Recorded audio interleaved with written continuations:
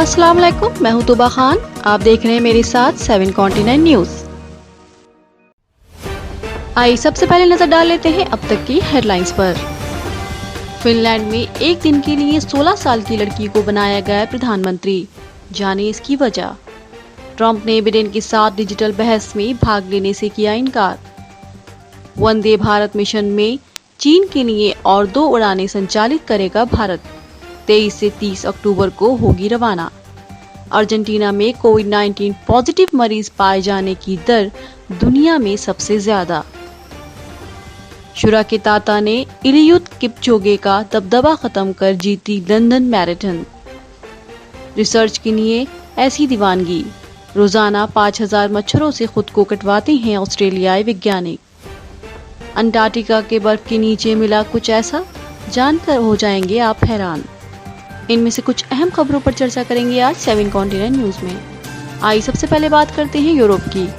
Europe के Finland में 16 साल की एक लड़की को एक दिन के लिए प्रधानमंत्री बनाया गया। क्लाइमेट एंड ह्यूमन राइट्स के मसलों पर एक्टिवली अभियान चलाने वाली 16 साल की एवा मुर्तो को ये अपॉर्चुनिटी फिनलैंड के प्रधानमंत्री सना मरीन ने दी है। रिपोर्ट्स के मुताबिक देश से जेंडर डिस्क्रिमिनेशन मिटाने के लिए एक अभियान में एवा मुर्तो को ये ऑनर दिया गया। समाचार एजेंसी IANS की रिपोर्ट्स के मुताबिक फिनलैंड की प्रधानमंत्री सना मरीन ने देश से जेंडर डिस्क्रिमिनेशन मिटाने के एक अभियान के तहत एक दिन के लिए अपना पद एवा मुर्तो के लिए छोड़ा है। इस एक दिन के कार्यकाल में एवा राजनेताओं से मिलेगी और तकनीक में महिलाओं के रिप्रेजेंटेशन और उनके अधिकारों पर बात करेंगी। उन्होंने कहा, सच्चाई ये है कि हमने अभी तक पूरे यूनिवर्स पर कहीं भी जेंडर इक्वालिटी हासिल नहीं की है। हमने इस क्षेत्र में अच्छा काम जरूर किया है, लेकिन अभी भी बहुत काम करना बाकी है। दरअसल ह्यूमैनिटेरियन ऑर्गेनाइजेशन प्लान इंटरनेशनल की गर्ल्स टेक ओवर पहल में फिनलैंड की भागीदारी का ये चौथा साल है। यह ऑर्गेनाइजेशन दुनिया भर के देशों के टीनेजर को एक दिन के लिए नेताओं और बाकी क्षेत्रों से प्रमुखों का रोल निभाने की पहल करता है। इस साल ऑर्गेनाइजेशन का जोर लड़कियों के लिए डिजिटल स्किल्स और टेक्निकल अपॉर्चुनिटीज को बढ़ावा देने पर है। हमारी अगली खबर है नॉर्थ अमेरिका से। कोरोना वायरस से संक्रमित अमेरिकी राष्ट्रपति डोनाल्ड ट्रंप ने थर्सडे को कहा, अगले हफ्ते अगर राष्ट्रपति पद के उम्मीदवारों के बीच डिजिटल मीडियम से बहस होगी तो वो इसमें भाग नहीं लेंगे। ट्रंप ने फॉक्स बिजनेस को दिए एक इंटरव्यू में कहा, इस अरेंजमेंट को वो एक्सेप्ट नहीं करना चाहते और वो ऑपरेटर्स पर उनके democratic rival candidate Joe Biden को बचाने की कोशिश करने का आरोप लगा रहे हैं। राष्ट्रपति पद के उम्मीदवारों के बीच बहस पर नॉन पार्टी कमीशन ने कहा था, दूसरी बहस डिजिटल मीडियम के थ्रू होने वाली है। राष्ट्रपति ट्रंप के कोरोना वायरस से संक्रमित होने की वजह से ये अरेंजमेंट किया गया है। हालांकि ट्रंप ने कहा, मैं बिडेन के साथ डिजिटल बहस नहीं करने जा रहा हूं, जबकि राष्ट्रपति के संक्रमित होने के बाद इसके प्रोग्राम के फॉर्म में कमीशन ने बदलाव किया था। ट्रंप के करीब एक वीक पहले कोरोना वायरस से संक्रमित होने की बात कही थी और उन्होंने कहा था कि वो मियामी में मंच पर बिडेन के साथ बहस करने को लेकर ऑप्टिमिस्टिक हैं। वहीं बिडेन ने कहा, जब तक राष्ट्रपति संक्रमित हैं, उन्हें और ट्रंप को बहस नहीं करना चाहिए। बिडेन ने बहस को लेकर पेंसिल्वेनिया में कहा, हम बहुत सख्त गाइडलाइंस को फॉलो करने जा रहे हैं। हमारी अगली खबर है भारत से। कोविड-19 लॉकडाउन के कारण फंसे भारतीयों को निकालने के लिए भारत 23 और 30 अक्टूबर को दिल्ली से चीन के शहर ग्वांगझू के लिए वंदे भारत मिशन के तहत 2 उड़ानें संचालित करने की प्लानिंग बना रहा है। इंडियन एम्बेसी ने बताया, एयर इंडिया 23 और 30 अक्टूबर को ग्वांगझू दिल्ली के लिए 2 उड़ानें ऑपरेट करने की योजना बना रही है।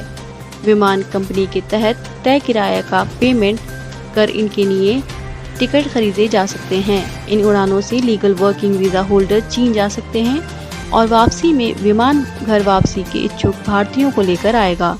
भारत ने वंदे भारत मिशन के तहत चीन से अभी तक 5 उड़ानें संचालित की हैं। पिछली 5 उड़ानें शंघाई, ग्वांगझू और निंगबो से संचालित हुई थीं। भारत ने इस साल फरवरी में 3 विशेष उड़ानों के जरिए वुहान में फंसे भारतीय स्टूडेंट्स को भी निकाला था। चीन लौटने वालों को ऑथोराइज तरीके से मान्य होटलों में 14 दिनों तक क्वारंटीन रहना जरूरी होगा। हमारी अगली खबर है साउथ अमेरिका के अर्जेंटीना से। अर्जेंटीना में कोविड-19 टेस्ट में पाए जाने वाले पॉजिटिव मरीजों की तादाद दुनिया में सबसे ज्यादा है। वहां लगभग हर 10 में से 6 लोग संक्रमित पाए जा रहे हैं।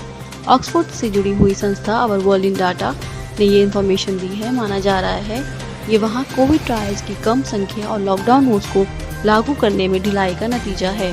अर्जेंटीना में मंडे को कोविड-19 के 8 लाख पॉजिटिव मामलों की पहचान होने वाली थी, जो कि 7 दिनों के दौरान औसतन रोजाना लगभग 12,500 नए मामले हैं।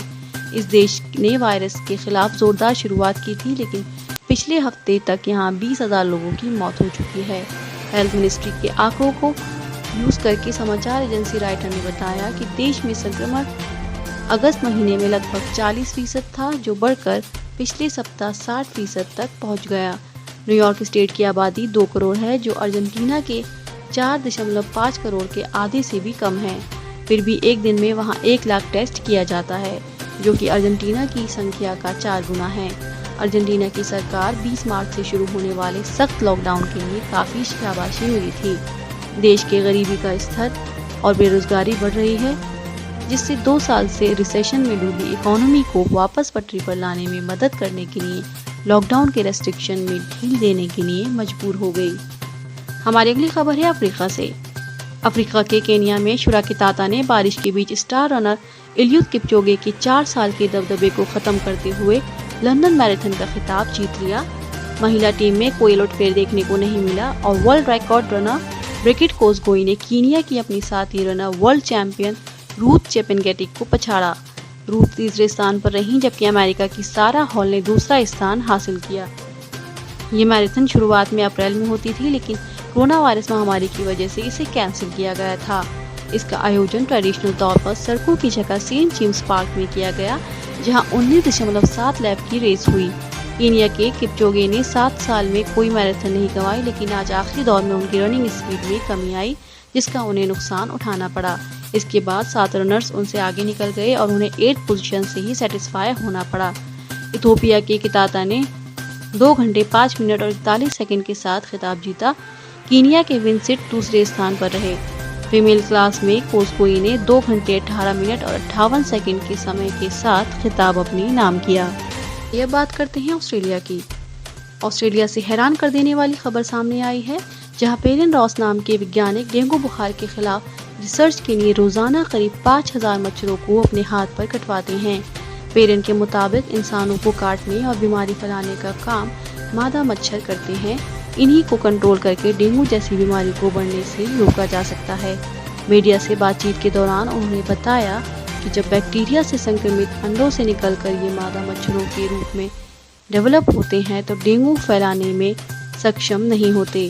डेंगू का वायरस इन मच्छरों में अपनी तादाद नहीं बढ़ा पाता, इसलिए इन मच्छरों के काटने पर डेंगू नहीं फैलता। आइए अब बात करते हैं अंटार्कटिका की। साइंटिस्ट ने अंटार्कटिका माउंटेन हिल्स के नीचे छिपी पर्वत श्रृंखलाओं और ग्लेशियर के नीचे 3 गहरी घाटियों का पता लगाया है। ये रिसर्च जियोफिजिकल रिसर्च लेटर्स में प्रकाशित हुआ है। सैटेलाइट से मिलने वाले डिटेल डेटा से अर्थ की सतह और उसकी गहराई वाले अंदरूनी हिस्सों की तस्वीरें लेने में मदद मिली, लेकिन साउथ पोल के इलाके के आसपास खाली जगह का इसमें पता नहीं चला। यूरोपीय space agency polar gap project के जरिए इसका पता चला। एयरबोर्न रडार से लिए गए आंकड़ों से इस जगह का डिस्क्रिप्शन मिला कि कैसे बर्फ की चट्टानें ईस्ट और वेस्ट अंटार्कटिका के बीच बहती हैं। ब्रिटेन में नॉर्थम्बेरिया यूनिवर्सिटी के रिसर्चर्स ने माउंटेन चेन और ग्लेशियर के नीचे 3 गहरी घाटियों का पता लगाया। सबसे बड़ी घाटी फाउंडेशन थ्रो 350 किलोमीटर से अधिक लंबी और 35 किलोमीटर चौड़ी है। इसकी लंबाई लंदन से मैनचेस्टर तक की दूरी जितनी है। बाकी घाटियां भी इतनी ही बड़ी हैं। यूनिवर्सिटी में रिसर्चर केट विंटर ने कहा, साउथ पोल के आसपास स्पेस के डाटा में फर्क था और कोई नहीं जानता था कि वहां असल में है क्या। इसलिए हम पोलर गैप प्रोजेक्ट के नतीजों को जारी करते हुए बेहद खुश हैं। फ्रेंड्स, आज के लिए बस इतना ही। डेली न्यूज़ अपडेट के लिए हमारे चैनल 7 कॉन्टिनेंट न्यूज़ के साथ जुड़े रहिए। अगर आपको हमारी वीडियो पसंद आए, लाइक करें, कमेंट करें, शेयर करें और हमारे चैनल 7 कॉन्टिनेंट न्यूज़ को सब्सक्राइब करें और बेल आइकन दबाना मत भूलिएगा।